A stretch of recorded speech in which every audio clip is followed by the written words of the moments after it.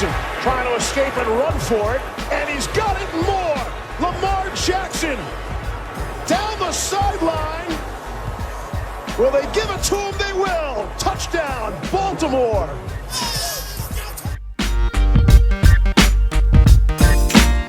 And with 1:17 left to play on Wild Card Weekend, the Hayes in the barn.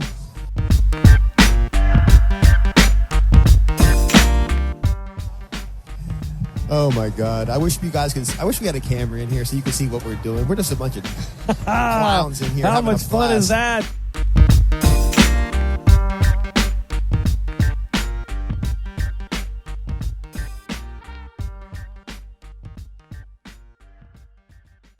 All right, welcome on back to another edition of the Baltimore Beatdown podcast. It is Wednesday, April 21st, recording this on Tuesday, April 20th. And one person on my screen looks to be celebrating the holiday in just full spirited effect with the situation that he's got going on. It's Spencer Nathaniel Schultz. How's it going, bud? Doing all right. Threw my old man back out. Here we are. This is the 20s, the roaring 20s, my personal 20s. And we're feeling stiff. Could use a stiff one, but we're feeling stiff. Trying to feel loosey-goosey, get the juices flowing. And I'm here with the boys, so we're doing better than in my back situation. But draft's creeping up, and well, not creeping up. It's here, and ready for it. Yeah, you usually tell me that you're kind of stiff before we get going, actually, but I feel like that's an unrelated thing. But yeah, I don't know. It was kind of funny because you actually it doesn't usually have to do with this. Yeah, exactly. It's totally unrelated. But yeah, you you were getting a little frisky the other day, kind of getting a little tweeting out your calluses, getting the summer bod going, and I was like, oh, this is Spenny's starting to feel himself a little bit. And now you're appropriately struck back down to earth. So I feel for you, but it is carrying some bags to the car, and all of a sudden, just gone, done, old man. Tough scene. And we are also joined, that laugh you just heard, by our boy Vasily Larikos. How's it going, bud? Everything's good, man. Can't wait for the draft. Yeah, definitely. So that is coming up, next week? Next Thursday. Yep. So got a little bit of a draft content housekeeping to get out of the way before then and now. So we're going to be doing some discussions on that at the end of this episode pertaining to the Beatdown Big Board bracket. I think we're going to be finalizing that up next week with a couple episodes. But we're going to be getting into some discussions on players to seed into that bracket at the end of this episode. It's part of the reason why we got Voss on here. But we also got him on here because we have some other news going on in the world of the Ravens, as the team just hosted their annual pre-draft press conference, also known as the Liars Luncheon. Voss, I know you're a big fan of this tradition. It's interesting. Sometimes you can glean a little information from Joe Ortiz. Liars Luncheon might be a little overstated. Maybe they're sometimes do a little reverse psychology and actually tell you the truth to throw you off the scent, if that makes sense. Didn't get a whole lot of analysis or detail besides Eric DaCosta's bold statement there. Spenny, what is your typical takeaway each year with this thing? They just say a bunch of names and talk in general air, and I don't know. They try to act really coy and cool, but you can tell they're not. It's like this whole little mix they like to portray of everything's under control, everything's cool. They know they have this huge master plan that no one knows what it is, but it's just like they're never picking high. They have to wait and see how the board falls, and I don't know. I feel like there's some reeks of desperation starting to seep through, and that's why Vaz tweeted out so perfectly, so apropos, a pro's pro, that they have this press conference and they end up making the statement of where Eric DaCosta is insulted that people. The fans don't enjoy the receivers that the Ravens have, and he's insulted and they're insulted and they have great potential and blah, blah, blah. And it's just like they have some sort of, they have an insecurity. You can just tell that they have an insecurity. It's like the kid who shit his pants one day at lunch, like always feels like he's going to shit his pants again. Like they don't talk about their run game. They don't talk about their defense. They don't talk about their corners with this weird combative, like, desperation, and then just knowing now through the offseason that the weird comments they make, it's just they treat it so differently. Like they have some real insecurity about it. Like I don't know quite exactly how to put it, but early in the offseason, Harbaugh goes on the record and is like, well, if we have to beg you, then we don't want you, rah, rah, rah, blah, blah, blah. And then they desperately try to get Juju. They desperately try to get T.Y. Hilton. They reek of desperation getting Sammy Watkins, who, we don't hate at all, but not exactly a move that's going to fix the problem that you've had that's creating these kinds of narratives. And then you get to this conference and they just have pre-draft, and it's like, we're really insulted by blah, blah, blah, blah. It's like, yeah, you're insulted because you're insecure about it, because you've picked 5 wide receivers. One of them is doing okay. Like one of them is doing decently well. And the other ones are all a bunch of guys that you're not fully confident in, or else you're not desperately trying to go get Juju. Like it's I don't know. They're starting to reek of desperation in that. But other than that, everything's fine. Other than this little wide receiver situation, it's really not that big of a deal. Ravens are fine, whatever. But they're just getting all testy and like weird about it. And it's just kind of like strange. Yeah, it's definitely it's very frustrating to me, to be honest, where like you have pretty much 43 really great minutes, some good info. I mean, it might not be like you're not getting everything out of it necessarily, or like everything that you would want to hear out of it as far as like all this really in-depth stuff, but it's it's cool to hear them sit down and talk about, what's going down with the draft and or what's going down with their planning for the draft, like them talking about them having 200 draftable players. Like that's not something that you typically get throughout the calendar year, but yeah, just sort of that defensive, like us against the world mentality seems to only apply to that one position. And it's definitely a little bit strange that they're so defensive about it. And I wrote an article about it for BaltimoreBeatdown.com, kind of discussing where I think DeCosta's frustrations ultimately stem. I don't think he's actually insulted by the discussion around it. I think he's more so frustrated by the fact that he kind of has tried, at least in part, to fix the issue a little bit. He's drafted more receivers than Ozzie. He tried to go and get these guys. I think he's more just frustrated with the fact that it hasn't worked out. Like Hollywood was a good pick, not a great pick. These other guys kind of haven't totally panned out like you would have hoped quite yet. There's still hope for some of them, of course, but it's just he's in kind of a tough spot. He can't really dish on all the reasons why he's actually pissed off, so he's kind of lashing out a little bit at fans and media is what it felt like to me, Voss. Yeah, I don't get lashing out at fans. I don't see what benefit that serves. If you want to lash out at the media, the national media, okay, maybe. Very well written article, by the way, Jake. I had the pleasure of editing that one. Thanks. Couple thoughts. Number one, it grinds my gears when they fall back on the regular season record like they're in the midst of a New England Patriots dynasty, and they've earned the benefit of the doubt in a lot of areas, and they have not with the wide receiver position. And secondly, it just seems like there's a double standard with wide receivers. At any other position on the entire roster, iron sharpens iron is the motto. We have a Pro Bowl back coming with Ingram, and we have a 3rd-round pick in Justice Hill, but we're going to take J.K. Dobbins. Or we already added 2 high-paid defensive linemen. Let's draft another one. Or at corner, depth on depth on depth. Or at outside linebacker, you were 5 deep last year, traded draft capital and over $5 million in cap space. They could have rolled over for Ngakoue. But for some reason, a wideout, they seem to be content with the Bronze Age. They don't need iron sharpens iron in that position. At least that's what they're saying. And I don't understand what benefit that serves. They are not overly protective of Ben Bredesen, who they picked in the 4th round, who barely got any reps last year, or Jalen Ferguson, or a lot of other players. But I just don't get it. And I don't buy the notion that because you're a historic rushing offense, it's okay to have a bottom 5 or a bottom 7 receiving corpse and win a Super Bowl. I still think you need more. Yeah, I think you do too. And I think it's about 1.5 minutes. So I'm going to go ahead and see if I can play this clip here from DeCosta just for full context. One of the questions I get from fans all the time is for the wide receiver position. You've been able to draft Pro Bowl players at every single position. What is it about the wide receiver position that you have not been able to do so? And is that something you guys even think about? I mean, do we think about it? I mean, I guess we think about it, but we want to win games. I mean, that's really what I think about more often is why did we lose the game or why did we win the game? So we want to have good players at every position. You know, I'm aware that there's some fan discontent with our wide receivers and our drafting and all that. I mean, but in general, I look at our record and how we win games and how we play football, and I'm proud of the team. I know Coach is proud. I know Joe is proud.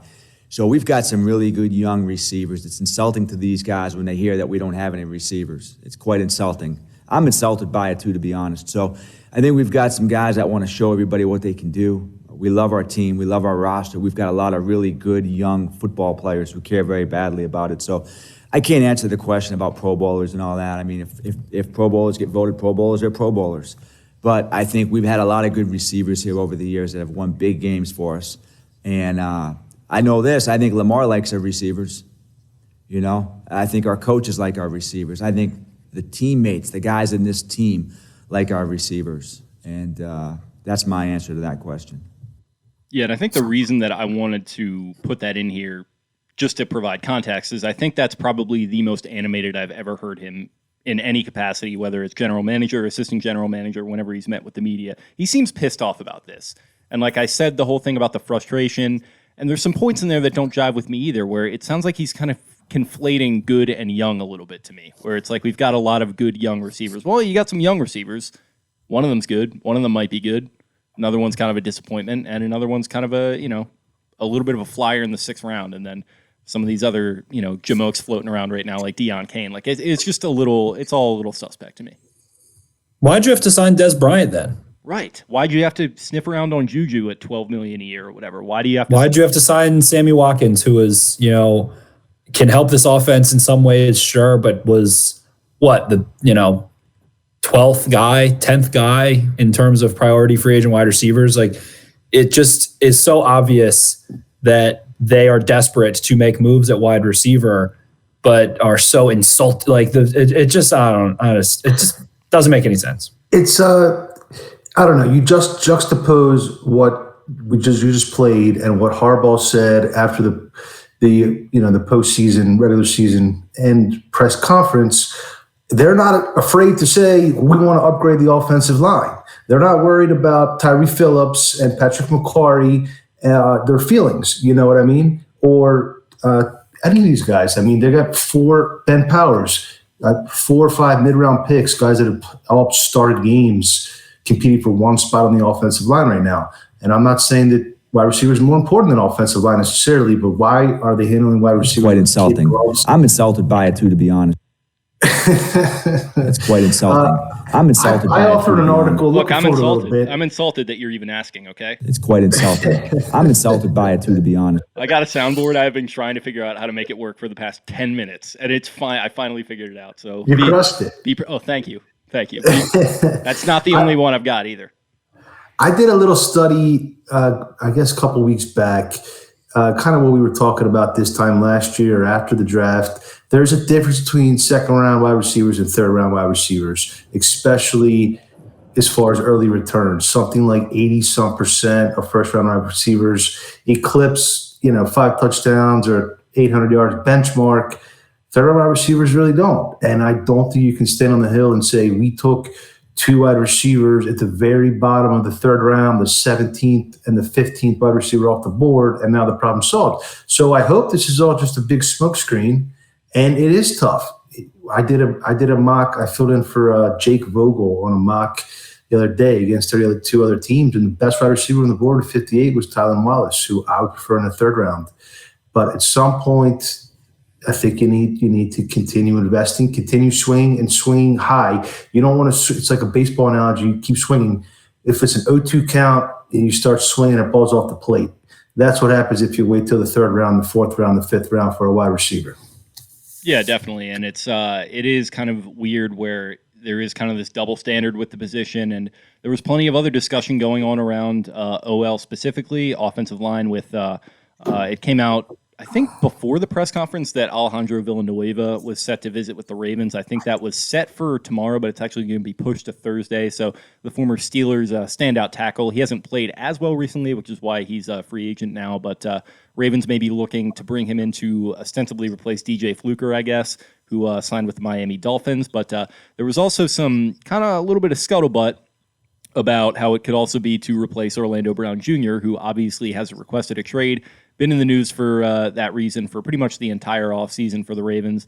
And Mark Andrews had kind of a cryptic Instagram story saying, quote, with him in a picture of Orlando Brown, quote, "The realist, period, easy money," and that's an E and a Z, like easy watchagoo, easy money, period, livin' legend, that's living without a G, and Heart 78, and then SH ***, which I assume to mean shit, shit cuts deep fam. So a lot of people kind of connecting the dots there that maybe he's going to be on his way out, and Alejandro Villanueva is kind of your de facto replacement pickup. They need Villanueva either way. They need a swing tackle either way. As I like to say, you want to draft without a hand tied behind your back. But again, if you get him, they still need to draft a tackle. It's a good tackle class. There's a lot of guys that meet the 6'5.5", 34-inch arm threshold that the Ravens have picked every single tackle. I think the last one that didn't have 34-inch arms was Ramon Harewood, and they're over 33 inches. And he was 6'6" and some change. So there's a few guys in that class, Stone Forsythe, Spencer Brown, to mention a couple other ones that, maybe they don't have to draft early on. Interestingly enough, kind of the top tackles in this class, none of them meet that. Sewell doesn't meet that. Jenkins doesn't meet that. Slater doesn't meet that. None of them really do. I think Eichenberg might. No, he's like 32 and a half. Is he? Wow. Yeah. So none of those guys even fit. Wow. 32 and a half. Wow. I'm insulted. The whole class, it's quite insulting. A lot of I'm insulted by it, to be honest. I agree with that, though, as far as you're going to need a swing tackle. Even if you keep Brown, you should still draft a swing tackle with one of the first 4 picks, even if you lock up Brown long term. And also, guess what? Go ahead. Then you're in a situation where you've invested in homegrown talent. You have depth, and then you have future talent potentially. You have developmental prospects. You have overcompensated. Ravens didn't have enough tackle depth last year. So what did they do? What do you do? What do you do now? Go get some fucking tackles. Your receivers weren't adequate. It all ties back. It's all relative to how they treat that position differently. Yeah. It wasn't good enough. You had to go sign Des Bryant in the middle of the season because you weren't happy. And you weren't even happy with Des Bryant when he worked out in August. You didn't even want him then. And it got even worse than you thought it was going to be. So, at some point, you just need to overcompensate across the board. That's what the Bills do. That's why the Bills have such a top-notch roster. They make sure they have depth. They make sure they have talent. They make sure they have vets. And they make sure they have some developmental players. And that's why being up there is getting so much credit right now as a really top-notch GM. So it would be foolish not to go add another playmaking wide receiver the same way it would have been foolish to not bring in Villanueva, and it would be not to draft someone and try and even everything out. And again, the entire point of this offseason, if you're being honest with yourself with talking about this Lamar extension, it's make sure you have tackle depth. It's make sure that you've got, some serious guys in the interior, and make sure that you have guys that can take a little bit of pressure off of Lamar Jackson in the receiving game. You have the running backs. You have the run game. Your pass game is good in the red zone. Lamar can make some things happen. Now get some guys that can take a fucking slant 70 yards. That's all. That's all it is. It's like, how long has this been going on? This is turning into receiver talk again, but it pisses me off the more that I think about it, because Des Bryant was, fans wanted Des Bryant 10 years ago. Everyone knew that would have been perfect for Flacco. Everyone knew that was the pick. And then they don't go make a move. They don't go get him. So again, at tackle, they're treating tackle the way that they should, with rationality, going and interviewing a high quality candidate and someone that, you can bring in and is going to be an adequate swing tackle with a wealth of experience, who Jake mentioned, he's not playing at the high level he once was, but he could probably start on some teams. So that's a really good swing tackle to have, freaking James Hurst was not a bad swing tackle, stuff like that. So make sure you have that and just do it all across the board. And then maybe we'll be talking about a team that Ed Reed won't dismiss so quickly as a team that was not close to, the late 2000s Ravens, more so than the early 2000s Ravens. And that's what we're talking about here. We're talking about a team that needs to make the next step. I think next season, less than an AFC Conference Championship game appearance will be a disappointment, and at least a game that's a closely contested AFC CG, in my opinion. Where I don't think this contend every year for the divisional round is really the way to go. I think Saints and Packers both have been doing it, and it hasn't gotten them anywhere. To his credit, he did say that regardless of the Orlando Brown situation, they're going to be looking at tackle probably pretty highly in this class. They were grilled a lot, like you mentioned, Voss, on offensive line and on edge. And like, kind of going back to it, there wasn't this sort of, barbarous kind of, response to it. He was just kind of happy to discuss how deep both of those positions are and how excited they are about it. So it sounds like offensive line is going to be in the plans, whether Villanueva is signed, whether Brown is sticking around, whether they're both going to be on the team or neither. So, that's definitely a good thing to hear. And you also mentioned the Lamar Jackson extension, Spenny. It sounds like that's probably going to be in the works. It sounds like he's had a conversation with Lamar. We did actually hear through a back channel a couple months ago that he went down to visit with him in Florida to discuss, the whole situation. It doesn't sound like, obviously, there was any concrete development. I don't think they expected it that early in the process, but he did sound optimistic that something's probably going to be getting done within the next 365. Yeah, I'd imagine the next 365. I think more likely this time next year, and all the more reason to give Lamar every opportunity to succeed and take that next step in the postseason, so you know what you're paying for. I don't know if Lamar at this point deserves a 10-year, $40 million a year contract. As great as he is, I'm a huge Lamar fan, one of the biggest around. But Lamar is a unique player who I think might be better off with maybe a little bit of a shorter term contract at this point, in my opinion. Yeah, I think Mahomes' deal is an outlier. That's not, Watson didn't get that. Dak doesn't get that. 10 years that doesn't happen even in the sport usually. So that's a bit of an outlier for sure. To give yourself an objective look at it, pretty much just think about what you would give Josh Allen, and I would pretty much apply that objectively to Lamar, which would be like probably one of the more standard kind of, you would say, mega deals or super deals. Shout out to the Super League. One of the super deals that some of these quarterbacks were getting within the last decade, just kind of souped up for 2021. So I would expect kind of something around those lines. But I would probably be hoping it wouldn't be that 10-year deal either way. I don't know, especially with the Chiefs' offensive line situation. You want to talk about offensive line. I mean, they've had some of their own fair share of issues at tackle, and it's probably not entirely due to Mahomes' contract at all, especially not quite yet, but you got to think that maybe factors in at least to some extent. But it's an interesting situation. I think I don't even it's obviously times are different, but I don't remember Flacco's contract really coming up this early in the process, but I think that just speaks to the different starts in their careers, really. It's a different age too. Yeah. And obviously, Lamar won the MVP. That changes the equation. Yeah, so last thing I wanted to hit on before we jump into our discussion is our boy Zeech Batman hit us up and said, can you guys do a roster segment on the next pod? Because I'm honestly confused where EDC wants to add more players than roster spots available, unless he just wants to cut talented players that aren't normally cut for some 4th to 5th round rookie. So I kind of wanted to tie this in with some of the sweet spot comments that DaCosta made regarding how many draft picks that you want to have. And I think he talked about maybe drafting 20 or so players over the next 3 years, did he say? 2 years. He wants 10 per class, basically. And how many did they have this year, right? Is it 7 this year as we stand? Yes.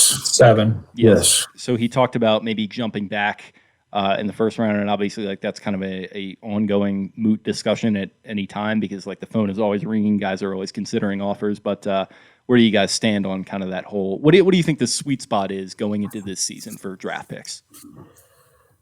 I mean, I don't necessarily know if I can put a number on it. I think you need an offensive tackle. I think you need a wide receiver. I think you need 1, if not 2, edge rushers. You need a free safety. Some defensive line depth would be nice. Potentially a slot corner. There aren't a ton of spots. No, this is maybe my other critique, and the Ravens are one of the, let me preface this by saying they're one of the 5 best well-run franchises in the entire NFL. But they are constantly seemingly prefer depth over everything. They want depth. They use free agency to acquire depth.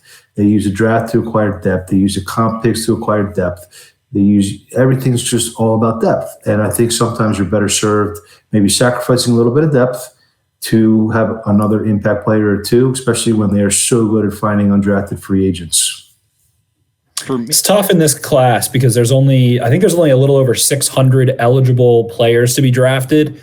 And typically there's well over 700, maybe 800. A lot of that probably has to do with COVID and players not losing a year of eligibility, being able to return. So in this case, I think the UDFA might be pretty slim pickings this year. That's been something started to try to be rumbled about. But Jake, go ahead. Do you think that has anything to do with just COVID, or what would be the reasoning for that? COVID players aren't like you could have played this past year without tracking against your eligibility. So that's been really great for a lot of guys that have had injury problems for a while and were able to get healthy and things like that. So yeah, it's only 600 and something eligible players that entered, and it's typically a good chunk higher than that. I think like 12% or 13% higher than that. So UDFAs might be tough this year, a little bit more so. Plus, there's going to be limited medical information. The lack of private workouts makes you uncomfortable.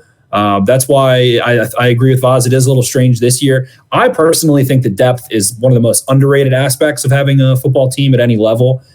Being able to survive injuries. The Ravens have been, Nick Boyle and Ronnie Stanley were pretty big losses last year. They did have their entire COVID spiel, but typically teams lose at least Ronnie Stanley and Nick Boyle. And the Ravens over the last 2 years, I think that's why they went 14-2 2 years ago, was because they had practically nothing. Mark Andrews gets dinged up, Mark Ingram gets dinged up, and that was pretty much it. Tavon Young as well, and then whatever. I'm sure there's a couple I'm missing, but they've been pretty relatively healthy. So I think that can kind of obscure things a little bit, but there's just not a lot of roster spots. Like Voz said, you're looking at, a safety would be a nice luxury. Deshaun Elliott played like a rock star last year in many ways, but has only played one season without being hurt. If Chuck Clark goes down, that feels like a major loss, someone that they speak of very highly, and I feel like fans probably underestimate for his communicative ability and what he brings to the field. So adding another safety is imperative.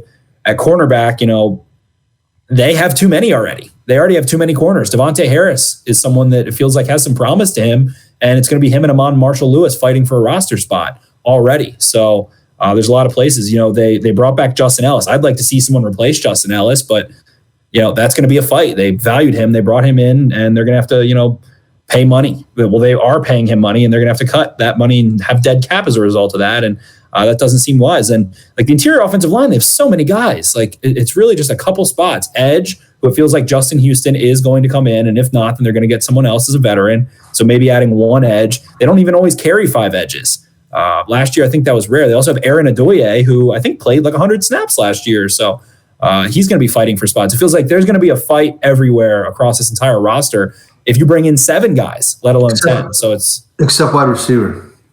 Right.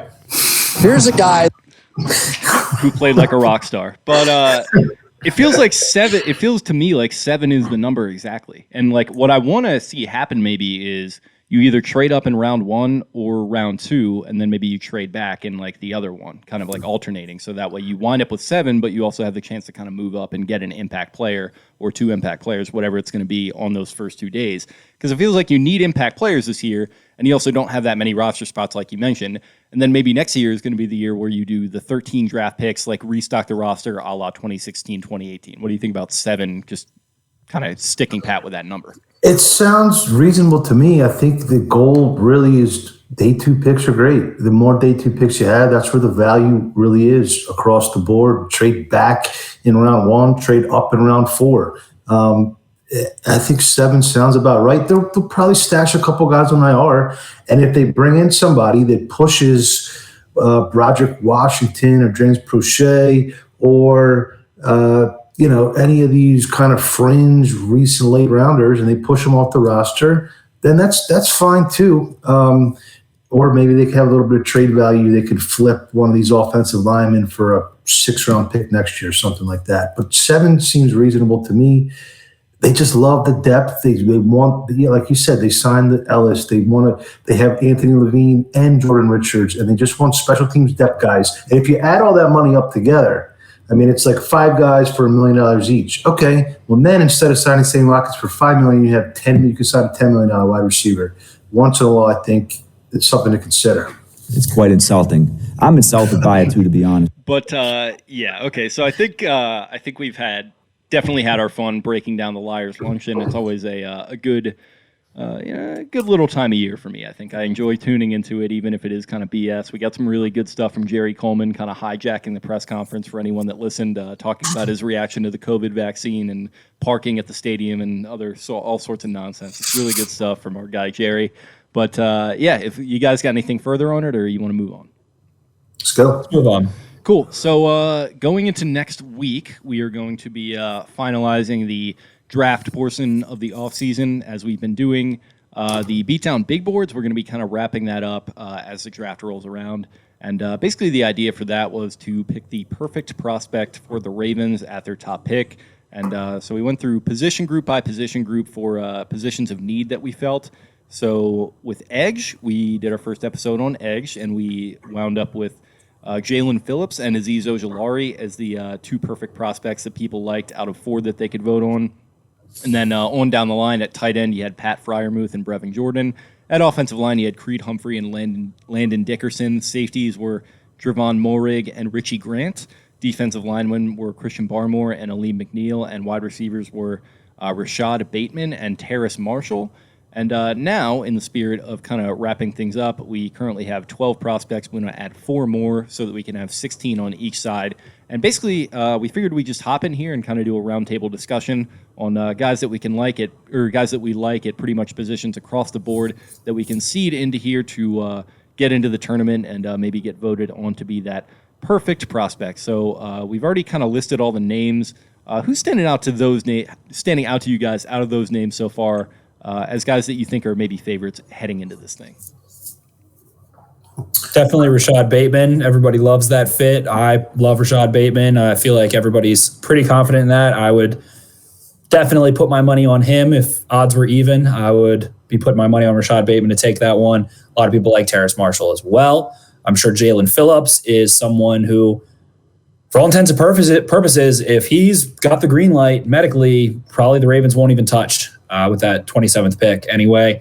Ojulari feels like, positions of need, those guys having some buzz as well would make a lot of sense. Creed Humphrey has just been like Ravens fans just love Creed Humphrey in many different ways. And I think that Oklahoma connection, I think his name, I think what type of player he is, the type of attitude he has. Shout out to his family. Shout out to his family, but continue. Hell yeah. I think those are definitely some of the favorites. And then Merrick. Merrick has been like the growing, the low-key dark horse that has turned into like everybody's favorite fit in this draft. Like if you just see some at Roto World guy or some Draft Network guy or whatever, it's like perfect fits in this draft. It's like Trevon Merrick, Baltimore Ravens, which I see a lot. I see that is a really good fit. He's grown on me for sure. So I think those guys are some of the favorites as we are standing. It's funny. I remember talking about Bateman and Humphrey a year ago, and they've made it, 12 months all the way through the cycle as still right up in the top there of the favorites. The edge rusher class is very, very interesting to me. There's probably 6 guys, and I've seen them in all kind of different order. I've seen Ojulari 1. I've seen Ojulari 6. Across all of them, really. I think it could really surprise us. I agree with your take on Phillips. If he's going to be medically cleared, there's likelihood that another team would clear him before the Ravens, and therefore he may not be there. But probably the most talented one out of the bunch. Yeah, and it's also as a pass rusher for sure. Yeah, it's also interesting because you have I don't know if they're teammates technically, but you had Calais Campbell tweeting about Gregory Russo today and how teams are making a mistake passing him up. So that's another guy that's kind of in the mix who was looked at as maybe a first-round talent, but has been sliding a little bit. So he's an interesting one. We discussed him a lot on the Edge Rusher episode. Spenny, I know you were maybe a little bit intrigued by him, but also a little bit skeptical on him as well. Just curious with his explosiveness and get off. He was never the first guy out of his stance. Didn't feel like he was presenting an immediate threat. That's part of the difficulty of this draft. Him opting out. There's so many of them. Joe Trion, another one that's really, really, really an interesting fit for the Ravens with his mobility as well as his size. But when you go look at what the Ravens are deploying at outside linebacker, particularly, it's usually not 6'5", 6'6". It's usually 6'2", 6'3", maybe 6'4". That tweener D-end outside linebacker size, because they want guys that can stand and be explosive as well as really set the edge. I do think Russo sets the edge really well, but I'm trying to kind of do an article right now where I'm looking at, tackles. I mentioned earlier, the arm length and height. Outside linebackers, it's somewhere between Tyus Bowser and Matt Judon. Those are like the biggest and the smallest, but usually around that same height where they have leverage and length and mobility skills. So Trion a little even taller than that too. Trion's around 6'5". So it's an interesting edge class. I think there's a ton of really late round options for guys that can set the edge. Janarius Robinson, we talked about. Quincy Roche, I think fits, a lot of what the Ravens like production wise. They typically draft edges that got sacks in college. Look at Jalen Ferguson. He's, the all-time sack leader in FBS. So looking at those types of guys, Suggs, exactly. Tons of production coming out of there. So Quincy Roche, a guy that has over 30 career sacks, I believe. And then, I don't know. Joseph Asai is a weird one too. I mean, he's a big boy, an explosive mover. He's very raw. He can play the run pretty well and has a lot of upside. So the edge class is funky, but I think the Ravens are likely maybe going to double down on edge in this draft class and be able to get some sleeper picks. I think that this edge class is slept on a little bit in terms of sheer depth. You can talk about guys like Chris Rumpf going later in, probably early day 3 that have a ton of versatility. Hamika Rashad, a guy that I've brought up multiple times on this podcast, just a little fire plug that you can stick on your defense and some sub packages. So it's going to be fun to see how they end up turning out an edge. They know they need one. Next year, the cupboard is bare. So regardless of what they do with bringing in Houston or whatnot, you gotta go get one. It's a very funky draft class in a lot of respects. Not only with the edge rushers, there's a lot of guys. So I make a board, and I usually just have defensive line and then edge. But this year I actually added defensive end because there's so many of those kind of in-between guys. Peyton Turner, Boogie Basham, the guy from Vanderbilt, Milton Williams. There's a lot of guys like that. And then offensive line, same thing. There's a lot of guys that are they tackles or are they guards? Every year you have some of that, but a lot of these guys look great tackles with 32, 33-inch arms and wide out too. There's so many wide receivers that are, at least size-wise, slot wide receivers. Some of them I think can win on the outside. I think Elijah Moore probably can. I'm not so sure Rondale Moore can. And so it's a lot of in-betweeners, as they say, tweeners across the board. For sure. Yeah, there definitely is. There's definitely a ton of positions that are really deep, it feels like, as we touched on earlier. And so I guess trying to slot into that first spot, what do we think position-wise we're thinking for that first position that we'd like to fill? So we've got 4. I guess we can go in any direction here too. Tackle. Yeah, we got to get some tackles on there. We didn't necessarily do a tackle episode. So with that in mind, I believe Cosme meets the typical height threshold as well. Cosme is kind of a guy that's being mocked more as a zone left tackle, a little bit more so, a little lighter. Let's see. Cosme is... I got him at 6'7", so he doesn't meet 33-inch arms. Yeah, 33. 6'5" and 7/8", 33-inch arms. So height-wise, he meets that traditional threshold, but not the length. So the guys that I look at, I think Leatherwood has really strong length, 34.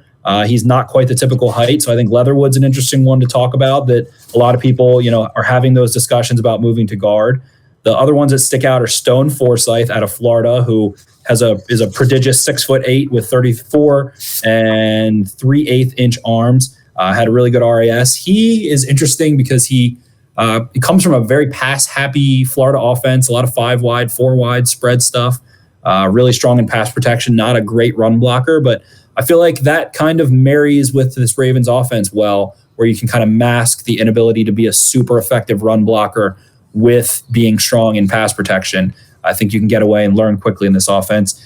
And then one of the most interesting ones to me as well, I would say, is Spencer Brown. The Ravens have never had a Spencer. It would be really fun for me personally. That would be huge for you, yeah. That'd be big for the program. But he has prodigious height, prodigious length. I don't even know what that one was. That one snuck in there quick. Here's a guy. Here's a guy who's, he is even taller than Stone Forsythe. He is 6'8" and 2/8". He has 34 and 3/4" arms, big paws. He had a 10 RAS. I think he was the number 2 tester in this class. Yeah. No, he's the number 1 tester in this entire, number 2 tester. Creed Humphrey was first, I think. He ran sub 540, had a really crazy 1.69 10-yard split. His 3-cone was under 7 seconds. He had a 6.9 6.3 cone. So you never see him lose to speed around the outside. He washes guys out. I think he's got some nastiness to him. So I think those guys are interesting considering their height, their length falling in that threshold. And then I think Brown, he's already a right tackle, so it might be nice to have someone who's not getting all pissy about not playing left tackle there, is fluent there already. And he was an opt-out and is still, he's being mocked, I think, like top 50 at times now. He's been a riser in the Senior Bowl. He was kind of quiet, but it was like a good quiet where there was no real bad reps from him. He was pretty consistent, pretty even keel throughout. So I think those guys are very interesting. I think a great call on Leatherwood. He's a sleeper that just kind of has like a Ravens vibe to him, where it could just be kind of like, whoa, they took Leatherwood. Great name, by the way, Leatherwood. That's a football guy name. Yeah, big time player.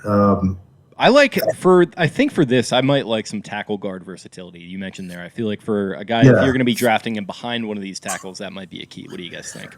Pretty much all these guys, I think, have tackle guard versatility. The one big name to me is Tevin Jenkins, and I think he might be my number one ideal pick at number 27. I don't know if he's going to make it there. You see mocks where he's always in the 20 to 35 range. Every once in a while, I'll get to the second round. I think he'd be an awesome replacement for Orlando Brown. Just a really strong bull, tone setter, underrated pass protection, especially his really nice technique. And he could play left guard for the first year if they keep Brown. To me, I would definitely put him in the bracket if you guys think he has a good, decent chance he makes it there. I kind of want to because I love him as a player as well. I'd love him at 27. And our offensive line picks were Creed and Dickerson. So those are two probably definite interior guys. So I think talking about tackle guard versatility, that would be going the other way. Unless, Spenny, you think there's no chance that he falls. He's really tough to tell because the grapevine lately has been saying he is strictly a right tackle. So that, puts him down the list a little bit. He's pretty close to hitting that threshold. He hits the height and he's just a little bit short in the length. So he does have experience as a guard as well. He has started there. He has played there. He's played on the left side. He's played on the right side mainly. Most of his snaps come in there. I love Jenkins a lot. He's someone that I would not be uncomfortable taking in the top 15, top 20 in a lot of drafts. So I like Jenkins a lot. I think we can definitely slot him in there. Cool. So he is going to be that first sort of wild card pick there. So writing in Tevin Jenkins. So that is an offensive line position off the board and a tackle specifically, like we mentioned. So there he goes. And moving on to our next pick. What do you guys think we start with now? Well, what do you guys make of Cosme? Because he does seem like a left tackle to me, but you think there's a chance they would take him at 27? I don't know. I'll be honest, I didn't watch a ton of him. He's very athletic. He kind of is lighter and faster, but so was Ronnie Stanley. If you're going for a more, and he's very experienced, if you're going for a more, I believe he started a full season at right tackle, if I'm not mistaken. I think he started like 13 games at right tackle and like 20 at left tackle, if I remember correctly. He's 314 pounds, so he's not. Once you start getting to that 300 mark or under, I think that's definitely a left tackle. But I don't know. That's your call. I personally think he will probably come off the board before Leatherwood, but those would probably be the two other potential tackles to consider. Cosme or Leatherwood, and then I love Jalen Mayfield a lot, but he is not what the Ravens traditionally do in terms of those height and length metrics. I think he's like 33 and under 6'5". He's a guard. I think he's a guard. Maybe with some, I don't know. Maybe he could play right tackle. To me, I think you definitely start out with him at tackle and see how it goes. And see if he can hang there. I think that's the case with Leatherwood too, but Leatherwood just has really strong length. So you're probably going to stick with him at tackle for a year or two at the least.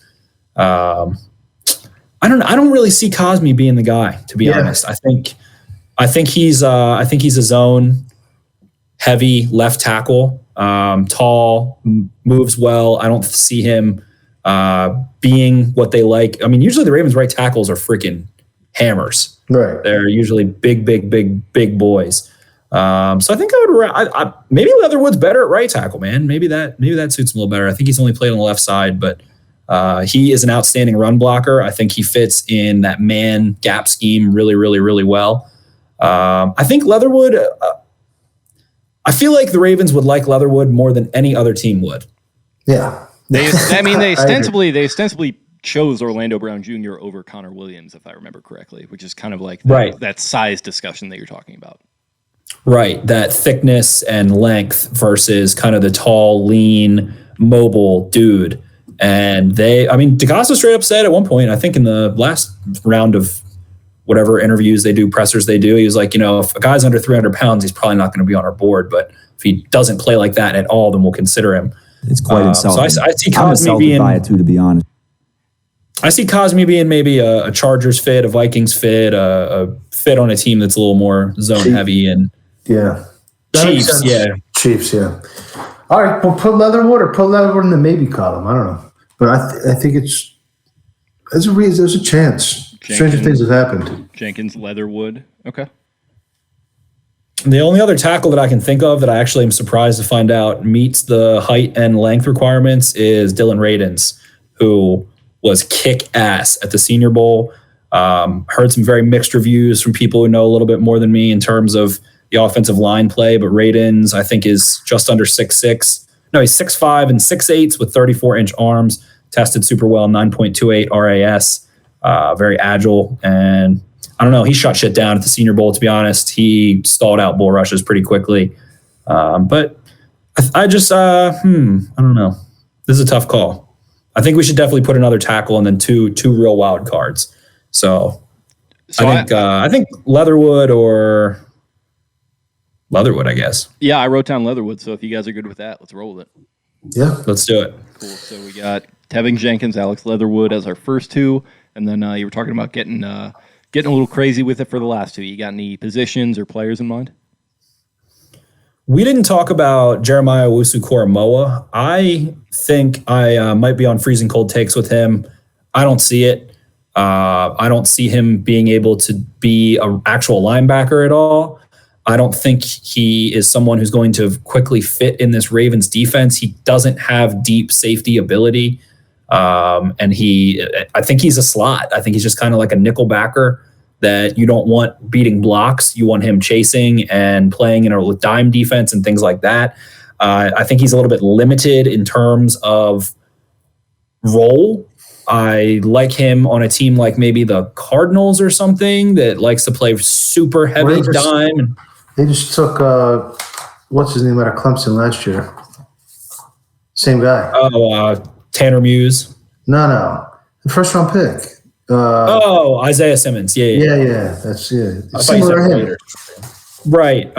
So I don't know. I think he is a funky fit for the Ravens. He kind of just like a smaller Patrick Queen who's probably better in coverage in a lot of ways in terms of having some man ability. I like what he can do against RPOs. To me, if I'm the Ravens, I'm looking more at Zaven Collins, who probably has some Sam ability. I think that he can close passing windows, move around.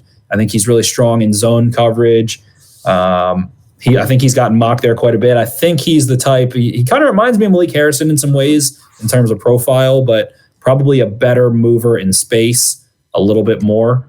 And I think would maybe be able to take. I mean, he's like 6'5", 260, as opposed to Harrison is like 6'3", 245. So I think he's someone that you can.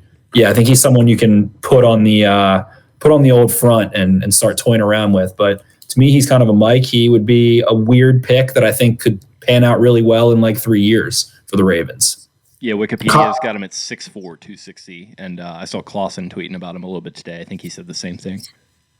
Our guy Josh Reed, our buddy at B-Town, loves Collins, and we were talking about it. We were writing up our love-hate series, and he was like, I don't know if he's going to make it there, and I don't know if they need another Sam. I think it's great to have two Sams. It allows you so much deception. It's kind of what they had last year with Judon and Bowser. I really think if you haven't put him on the bracket yet, I mean, what is it? 60% of the first pick is going to be an edge rusher, maybe 70%. At least a good chance, I think. So I think he'd be a good choice. And I don't know if you've already touched on OA trying to bash him, but they might be another wild card to fill that spot. I can't get behind OA. I mean, and everybody loves to talk about Daniil Hunter for him not having the production. I don't even care about the production. I just care that he's lost a lot. He doesn't know where the play is going. He is out of sorts. I think his ability to set the edge is decently strong. I don't see a player that runs a 4.3 on tape. I would rather go with Trion if we want to go that way. Unless there's maybe like a corner or something else, maybe a Javon Holland. I think we kind of glazed over and didn't end up putting. But again, Holland's probably not going to be that free safety type, and I don't see the Ravens going with someone who doesn't exactly have a very different skill set from Clark and Elliott in round one, at least. The benefit to Holland is you can put a slot too, I guess. But yeah, Holland can probably cover tight ends pretty well. I think he's right about the size and tested pretty similarly to Chuck Clark. I think is somewhat similar there, but I think it's kind of Merrick or bust in the first round for safety. I feel the same way. You guys know I love Trion too, so I'd be definitely willing to pencil him in here. Why don't we throw in Trion's been a big riser in the last week in terms of Twitter and stuff. People it seems like have kind of started to get hip, and then yet another opt out that we don't get to quite see. The reason I do like Zaven Collins a lot is because the Ravens like team captains. They like the leadership type. They like last year I think only Patrick Queen and I don't think Malik Harrison was a team captain. I think he might have been a couple times, but I don't think he was an actual team captain. Other than that, JK was team captain, Duvernay team captain, Prochet team captain, Broderick Washington team captain, Bredesen team. All of those guys were team captains. So I like Collins for that a lot. And then, I'm fine with Trion.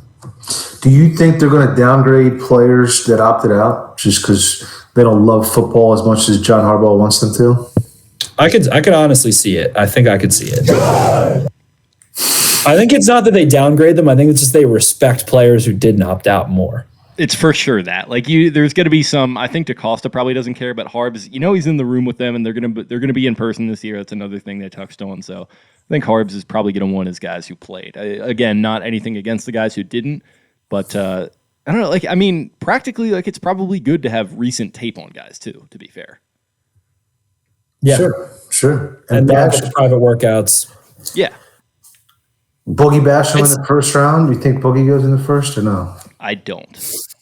I tried to rewatch him and have a really positive attitude. I was so big on him last year. I don't know if you guys remember, in the Slack chat, I was I was big on him after his 2019 season. I tried to rewatch him and be I was missing it. I'm going to watch him again and I'm going to be really excited about it.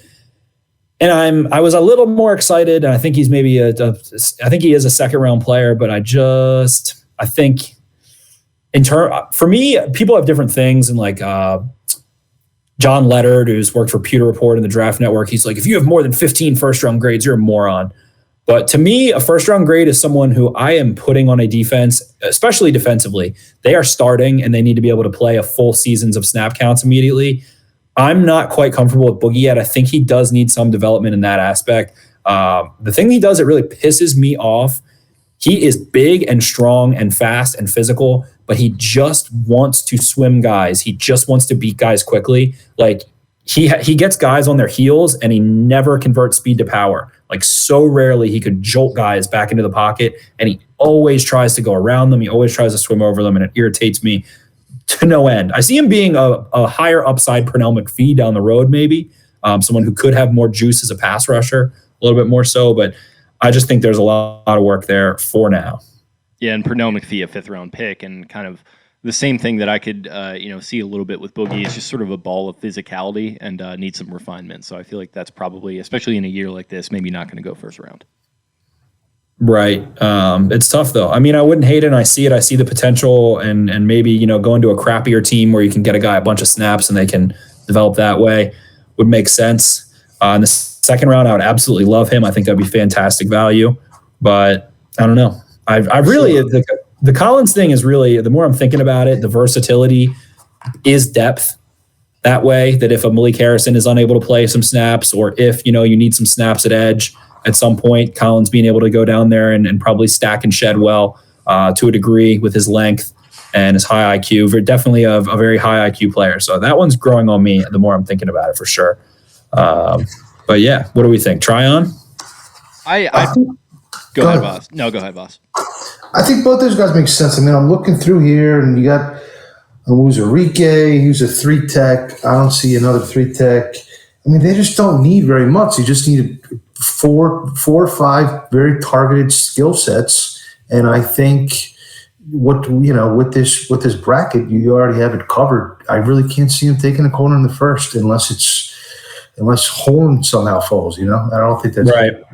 Yeah, I would. Right. I'd throw my vote for Trion. The one guy that I haven't watched enough of still, and I keep saying it, is Peyton Turner. I think Joseph Osai, hustle-wise, probably is a Harbaugh guy. Oh, for sure. For sure. He has he has the best motor of anyone. I'm not kidding. I think the best. The people love to say the motor runs red or whatever. It is the best of anyone I think I've ever seen in college football. It doesn't stop. He makes so many tackles that he has no business making 10 yards downfield. It is like watching Brandon Williams play outside linebacker. Like he does. There's a guy. Exactly. And Osai, I think Osai had a 41-inch vertical. I think he has 84-inch wingspan. Very raw, but with Bowser, with McPhee, with Ferguson, and maybe with a Justin Houston, he doesn't have to play. But I feel like they like taking first rounders that play. Yeah, and I don't know if that's him. I prefer Trion to Osai. I have Trion as my 5th edge, and Osai is my 7th for whatever that's worth. That probably is pretty similar to what I have. I think Trion's my 4th, and Osai is my 6th. I've got my rankings pulled up for me. I don't even know if I actually categorized all the edge, but I definitely had Trion a little bit higher than Osai from what I remember. But yeah, I'd cast my vote for him for that 3rd spot, Trion. Yeah, Trion is loose. I think he's the type that can go through you, counter inside, and get outside. I don't think he's a 12-sack finisher type, but I think he's going to get a lot of pressure. He can cover. He runs. He chases. He plays hot. Very physical. And again, I think he's loose enough to be an effective pass rusher, and I think he is kind of like a jerk enough to just be annoying Judon type a little bit. I think he can hit after the whistle a little bit and be that kind of guy, and I like those kind of guys. All the different angles of attack, penetrating different gaps, doing that kind of stuff. It's something that is going to lend itself to him getting on the field quickly too, which can be an issue at the edge position sometimes for the Ravens. Yeah, he can cover. Right. He can cover, drop into coverage, zone coverage reasonably well too. I like everything about him. I would not. He's probably one of my 3 or 4 favorite guys, and reasonably will be there at 27. Cool. So I like it a lot. Yeah, let's do it. Yep. So we got Tevin Jenkins, Alex Leatherwood, Joe Tryon. What do you think about a receiver for the last pick? We didn't have Elijah Moore, did we? No, that's exactly what I was thinking too. I got a feeling burning deep within my loins that they're going to pass a receiver on day 1 and pick more on day 2. I would jump for joy if that's what happened. It really is the worst receiver class for what they need skill set wise. It really couldn't be much worse. Yeah, it's tough. It's tough. At least with the guys that are going to be available to them. Yeah. The guy like day 3, it could be fine. Seth Williams, Frank Darby, Josh Palmer is someone that I don't hate. Everyone knows how much I love Cornell Powell. He's heating up big time, Josh Palmer, recently. Terry, he's pretty solid. Scary Terry on day 3. Your boy. He is gonna, if he goes to the right system, he could be a 1,000-yard guy like next year. I feel like if he goes to the right place. Yeah. I don't know. It's just really terrible. Like I want to really love Tylan Wallace, but he's just not quite big enough, and he's not he's not going to be able to get away with the contested catches to the degree that he did in college. It's just not going to happen like that in the NFL. But I like him a lot. I think he's a professional. Nico Collins does not do it for me all the way. Like round 3, I'm great with him. Round 2, I'm not that happy. In round 1, I would stab myself in the eyes. I think Elijah Moore is the one. He's my 1, 2, 3. He's my 6th wideout behind the 2 guys you already have in the big 3. Clearly, I mean, he's a total tier above Tony in my eyes. I would prefer him over Terrace Marshall, who we already have on the bracket. I like him over Terrace Marshall too. I have 5 receivers with first-round grades. he's my fifth. Let's talk about the need of slot, right? Because I came in this offseason saying they have tons of slots. They don't need any more slots. And I'm not saying Elijah Moore is only a slot. I think he could probably get away with some Z, but he's size slot at least. But when you think about it, what has Duvernay really proven? You know? This is what Devin Duvernay runs fast. Devin Duvernay has good hands and he runs fast. That is what he does. And in a straight line, he runs fast. In a straight line. Yes, he is a good linear athlete. Whereas what I've seen, Elijah Moore destroys zone coverage. He paces himself really well. He seems to be able to read it really well. I think he's highly intelligent. And the Ravens faced nice 69% zone coverage in 2020. I think it was slightly higher than that in 2019. So I think he would destroy zone a little bit better. He reminds me of Antonio Brown after the catch. Absolutely.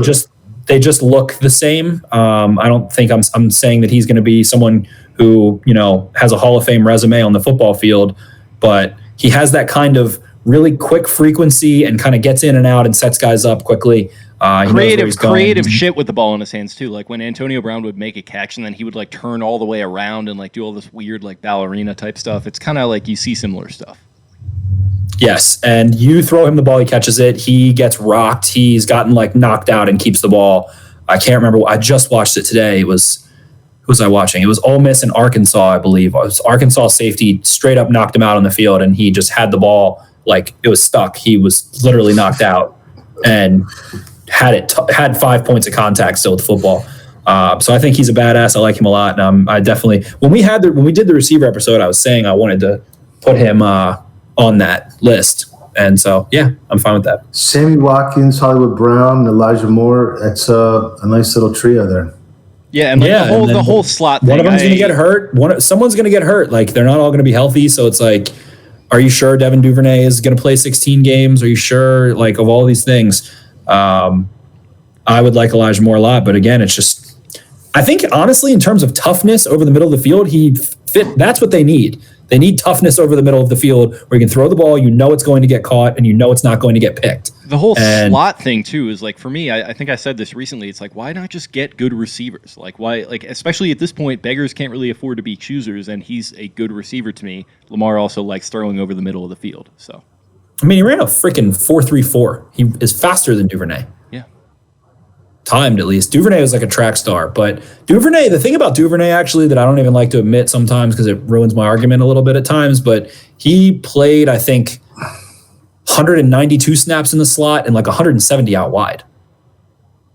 So. Well, what did he do out wide? How many targets did he even get out wide? He just. He's a wide receiver 4, man. It was a lot of manufactured touches. It was a lot of like sweeps and all that kind of stuff, which is great. And I mean, he did a nice job with it. But yeah, he's kind of an athlete at this point. Hopefully he can develop into something more, but like he hasn't totally engendered a lot of the confidence that he's. I like Duvernay. I mocked Duvernay to the Ravens in the last mock draft I did last year, but I mocked him to the Ravens in the 5th round as the second wide receiver they took, not as the first wide receiver they took that they are now telling people that they are offended by because you don't think he's a superstar. It's quite insulting. I'm insulted by it too, to be honest. He's just not sudden. He's not sudden. He doesn't. I don't know. I think he does need more targets to see what he can do. Maybe as an outside receiver, if he can go shield the ball, whatever. But I don't see him losing guys and getting separation unless he can run by them and be a little physical with them. So yeah, I would be ecstatic if they took Elijah Moore in the first round. I would be happy with that. He has high production. I think he has a little bit of that mojo that A.J. Brown and DK Metcalf had. I think he has confidence from them, knowing how successful they were and being able to run with them and make plays alongside them. I think that gives you confidence. And then, I mean, he is all-time great Cold Feet Global Instagram workout videos. He cuts up turf with his Instagram releases. Wow. His Instagram releases are sick. So he's I love Bateman's my guy and Elijah Moore probably among all the other receivers in this class. I am not a puss, so I don't say Jamar Chase is my guy, but Elijah Moore I just love watching him get absolutely hey, dude, wrecked in the middle of the field. Yeah, how about you have some ball? Like Trevor Lawrence, that's my guy, okay? Exactly. And then I also just want to say for the record, a player can't be a sleeper if they play for a Power 5 school, let alone the SEC. I've been seeing a lot of that floating around. It's like Stone Forsythe is such a sleeper. It's like he was playing out in Florida. They were ranked in the top fucking 10. They almost went to the playoffs. Yeah, he's a sleeper. He's been their starting left tackle for 2 years. The counterpoint is Terry McLaurin, but I hear you. Okay. All right. Okay, that's true. Point taken. That's true. All right. Point taken. We got Tevin Jenkins, Alex Leatherwood, Joe Trion, Elijah Moore joining the bracket that had Rashad Bateman, Terrace Marshall, Christian Barmore, Lee McNeil, Trevon Morig, Richie Grant, Creed Humphrey, Landon Dickerson, Pat Fryermuth, Brevin Jordan, Jalen Phillips, and Aziz Ojulari. I also just want my final record of this episode. I would way rather have Dummy Brown in round 2 than Terrace Marshall in round 1. Yeah, I think I'm kind of all the way out on old Franklin Terrace there. I think I'm kind of as bearish on him as I was on the Franklin Terrace towers that were demolished ahead of season 4 of The Wire. Was that or 3? I think 3. I think 4 was the schools. Yeah. Okay. So 3 is 2 was the Haba. Yeah, they're down with the Greek. The 2 was Greek. The Greek season. Yeah, your guy back there. Yeah. Frank Sabaka, baby. Yep. All right, boys, that was fun. I think what we're going to be doing with this is so coming on Friday, I believe we have what is going to be an interview. If that should fall through, we're basically going to go ahead and do the bracket episode. But in the event that it does happen, which I think it's going to, then the bracket is going to be on Tuesday and kind of doing our comprehensive draft preview next, I believe, probably Wednesday or maybe on Thursday of the draft, trying to get that final comprehensive preview out before it. But with the bracket, basically, we're going to do 2 different versions where us 3 are going to hop in and we're going to go matchup by matchup, and we're going to get a 2 out of 3 vote from the 3 of us to advance guys through. And we're also going to put out a fan one on Twitter, doing it as a thread for you guys to vote on. So we're going to have our perfect pick for the Ravens and the fan perfect pick for the Ravens. And I think I'll try to have that up before the episode so we can discuss the fan one and then see if we arrive at the same conclusions. Does that sound good to you, gents? Sure. Absolutely. Sweet. So that is going to be a really fun time. And this was a really fun time. Great episode. Thank you guys for joining me. As always, it was very fun. Before we get out of here, you can find me on Twitter at Jake Luke. You can find the show on Twitter at Podcast Beatdown and our website at Be More Beatdown. Spenny can be found at Ravens 4 Dummies. That's the number 4. And Voss, where can they find you and your stuff? At Vasilis Beatdown, Vasilis Beatdown. There you have it. Appreciate you joining us, buddy, and looking forward to continuing to talk to you on the bracket.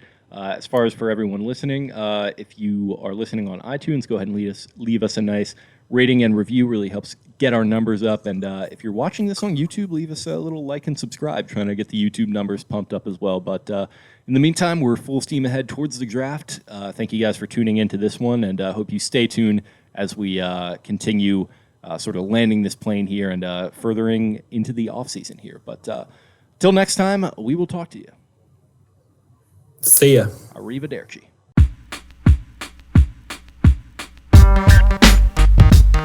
Gorlami. Gorlami. Arrivederci. Arrivederci. Arrivederci. Arrivederci.